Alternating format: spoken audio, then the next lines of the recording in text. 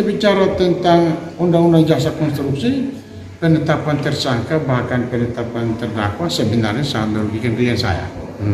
Pembiaran itulah yang melahirkan kerugian negara atau merugikan negara, sehingga kontraktor ataupun konsultan pengawas, konsultan perencana tidak bisa dituntut. Orang yang membiarkan itu harus dituntut. Harus ada pihak yang bertanggung jawab terhadap perusahaan ini.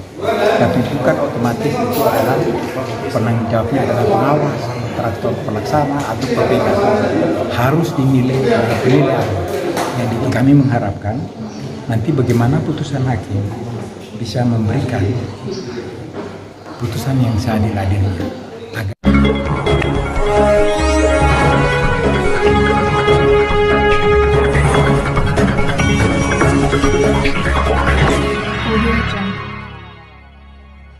Majelis Hakim Pengadilan Tindak Pidana Korupsi Kupang pada hari Kamis 20 Februari 2025 menggelar sidang terkait korupsi pengerjaan Rumah Sakit Pratama Boking Kabupaten Timur Tengah Selatan dengan agenda sidang mendengar keterangan ahli.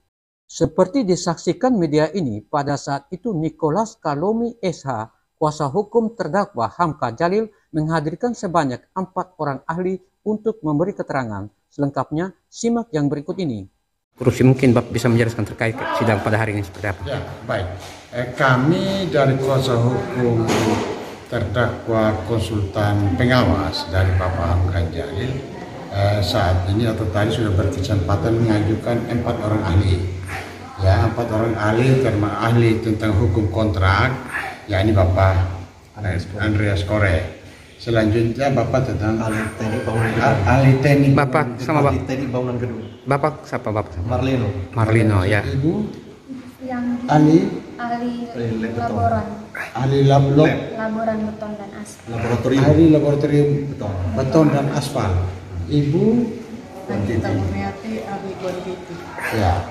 Artinya ketiga orang ahli ini bukan hanya bicara di atas angin.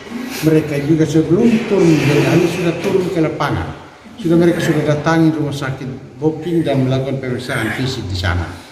Sehingga kenapa yang kita harapkan dari keterangan ahli tadi ini sudah sangat terang dan jelas bahwa karena rumah sakit Boking adalah tunduk pada Undang-Undang Jasa Konstruksi, maka pengetahuan beliau-beliau mereka tadi terkhusus Bapak Andre tentang jasa konstruksi itulah yang mestinya diputuskan oleh majelis hakim. Itu yang kita harapkan, bahwa sesungguhnya bahwa manfaat dari undang jasa konstruksi adalah tujuan atau manfaat yang diperoleh. Jadi bukan memasukkan orang ke penjara, tapi bagaimana memberikan ganti rugi ataukah pembangunan kembali ataukah rehab, sehingga tidak terjadi bangunan-bangunan yang mubazir.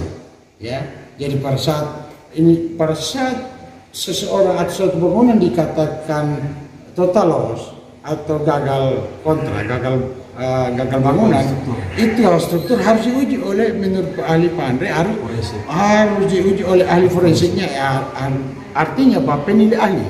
Nah, penilai ahli tidak sembarang. Penilai ahli harus mendapat persetujuan menteri. Menteri PU, hasilnya selanjutnya dilaporkan lagi kembali kepada Menteri PU, sehingga penilai ahli lah yang menentukan siapa sesungguhnya bertanggung jawab untuk merehab atau melakukan renov kembali, bukan bertanggung jawab untuk masuk penjara. Jadi solusinya bukan itu dalam Undang-Undang Nomor 2 tahun 17 tentang Undang-Undang Jasa Konstruksi. Jadi begitu. Nah, ini tadi kami punya ahli-ahli juga sudah menjelaskan bahwa sesungguhnya hasil kerja dari segi volume, kualitas, bahwa malah sesungguhnya lebih dari rencana anggaran yang dibelanjakan, yang dikerjakan. Padahal lebih dari kontrak. Sesungguhnya selanjutnya dari segi kualitas pekerjaan, dari segi beton malah lebih kualitasnya dari yang direncanakan. Jadi begitu. Bapak, terkait penetapan terhadap tersangka klien Bapak, menurut Bapak seperti apa? Apakah sudah sesuai tidak dengan masalah ini? Ya, kalau kita bicara tentang Undang-Undang Jasa Konstruksi, penetapan tersangka bahkan penetapan terdakwa sebenarnya sangat merugikan klien saya. Sangat merugikan klien saya karena seperti dijelaskan oleh ahli Bapak Andre tadi bahwa sesungguhnya ini adalah ranah perdata. terhadap perdata yang nanti manakala dia akan berimbas ke pidana apabila dilakukan pembiaran. Nah, pembiaran dalam hal kontraktor atau konsultan pengawas mau rehab bangunan ini tapi tidak diizinkan atau tidak diperbolehkan oleh pemilik bangunan. Nah, selanjutnya ada niat untuk melaksanakan rehab atau bangun kembali, tapi sesungguhnya tidak mendapat restu. Nah, pembiaran itulah yang melahirkan kerugian negara atau kerugian negara, sehingga kontraktor ataupun konsultan pengawas, konsultan perencana tidak bisa dituntut. Orang yang membiarkan itu harus dituntut menurut ahli Bapak. Terhadap hakim, apa yang Bapak mau sampaikan? Ya, kami harapkan kepada majelis hakim yang mulia agar benar-benar ya kita sesama penegak hukum patuh terhadap undang-undang jasa konstruksi. Bahwa bangunan rumah sakit Booking adalah merupakan bangunan yang tunduk pada undang-undang jasa konstruksi, sehingga penerapan hukum undang-undang jasa konstruksi tanpa pidana. Ya, undang-undang nomor 2 tahun 17 tentang jasa konstruksi tanpa pidana, hanya sanksi perdata administrasi. Harapan kami sebagai penasihat hukum terdakwa Hamka Jalil itu benar-benar dilaksanakan secara baik. Terima kasih Pak Niko. Terima kasih Pak Andre. Ya, selamat sore. Pada saat ini sedang berada di kantor Pengadilan Negeri Ke-1 Kupang. Mungkin bisa menjelaskan kehadiran Bapak pada sore hari ini? Ya, saya hadir untuk memberikan kesaksian dalam sebuah perkara tindak pidana korupsi jasa konstruksi, khususnya di Rumah Sakit Booking di Timur Tengah Selatan. Saya bersaksi mewakili terdakwa yang dalam hal ini sebagai pengawas lapangan. Saya menunjukkan bagaimana peristiwa kerusakan bangunan itu bisa terjadi kapan saja, oleh siapa saja, oleh karena apa saja. Persoalannya harus dilihat, ini di masa apa kerusakan ini? Apakah di masa kontrak atau setelah diserah terimakan? Apa yang terjadi di Rumah Sakit Booking terjadi kerusakan setelah diserah terimakan. Berdasarkan Undang-Undang Jasa Konstruksi yang nomor 2 tahun 2017 pasal 65, ini masih dalam masa pertanggungan. Artinya harus ada pihak yang bertanggung jawab terhadap kerusakan ini. Tapi bukan otomatis itu adalah penanggung jawabnya adalah pengawas, kontraktor pelaksana atau PPK. Harus dinilai oleh penilaian yang ditugaskan oleh Menteri PUPR. Dalam hal ini, kalau kita mengatakan ini adalah sebuah perbuatan tindak pidana korupsi, menurut saya masih terlalu prematur. Kenapa? Para pihak belum diberikan kesempatan untuk memperbaikinya. Padahal undang-undang memberikan ruang untuk mereka memperbaikinya. Karena ada fungsi-fungsi yang paling utama adalah bagaimana bangunan ini bisa memberikan manfaat kepada masyarakat. Jadi kami mengharapkan nanti bagaimana putusan hakim bisa memberikan putusan yang seadil-adilnya agar bangunan ini berfungsi bagi masyarakat, melindungi bangunan ini supaya memberi fungsi, tapi juga melindungi undang-undang jasa konstruksi sebagai undang-undang yang bersifat lex specialis. Tidak bisa undang-undang diabaikan begitu saja, kemudian melompat kepada yang namanya tindak pidana korupsi. Korupsi bisa terjadi di jasa konstruksi, kecuali terjadi pembiaran. Kalau belum terjadi pembiaran, mestinya belum bisa masuk ke dalam mens rea perbuatan melawan hukum yang mengakibatkan kerugian negara. Menurut Bapak, siapa yang harus turut bertanggung jawab dalam masalah ini? Para pihak yang membiarkan bangunan ini rusak. Siapa itu mereka? Ya mereka siapa saja, bisa saja. Karena kalau di fakta persidangan, ya para pihak itu kontraktor mau memperbaiki.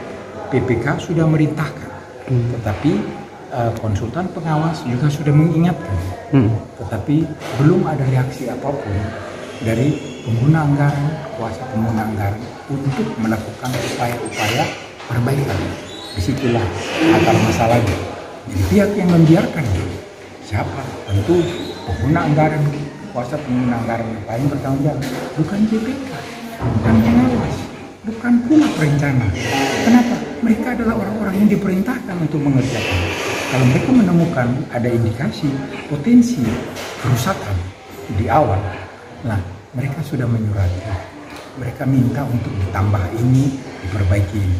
Itu semua belum dilaksanakan. Berarti pihak yang membiarkanlah itu yang paling bertanggung jawab. Pada yang bertanggung jawab dari terhadap yang ditentukan tersangka saya ya. Tidak bertanggung jawab adalah penuh. pihak yang ditugaskan. Ditugaskan ya Pak ya. Tersangka hari ini semua orang-orang yang ditugaskan. Orang yang ditugas. Apa makna masa pertanggungan dalam Undang-Undang Jasa Konstruksi?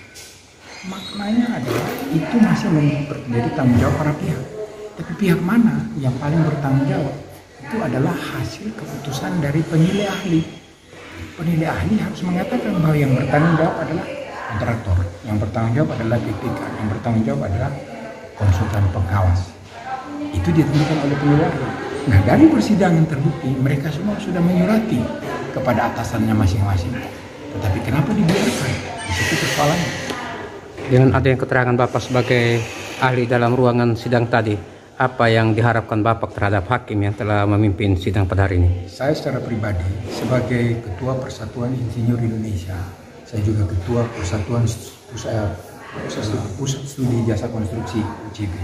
Saya mengharapkan hakim memutuskan dengan mengacu kepada Undang-Undang Nomor 22 Tahun 2017, di mana masa pertanggungan yang disinggung 2 kali dalam pasal 47 dan pasal 65 menjadi pertimbangan utama hakim, dengan mengatakan bahwa para pihak dalam hal ini tidak melakukan kesalahan yang merugikan keuangan negara, tetapi mereka mengabaikan, dan oleh karena itu mereka harus mengganti bangunan ini, memperbaikinya sehingga bangunan ini kembali fungsional. Itulah keputusan yang paling adil menurut kami, karena negara tidak dirugikan. Mereka memperbaiki, masyarakat mendapatkan manfaat, bukan dengan menghukum mereka dan bukan dengan memasukkan mereka dalam tahanan seolah-olah persoalan itu selesai. Tidak, persoalannya belum selesai karena bangunan itu belum fungsional.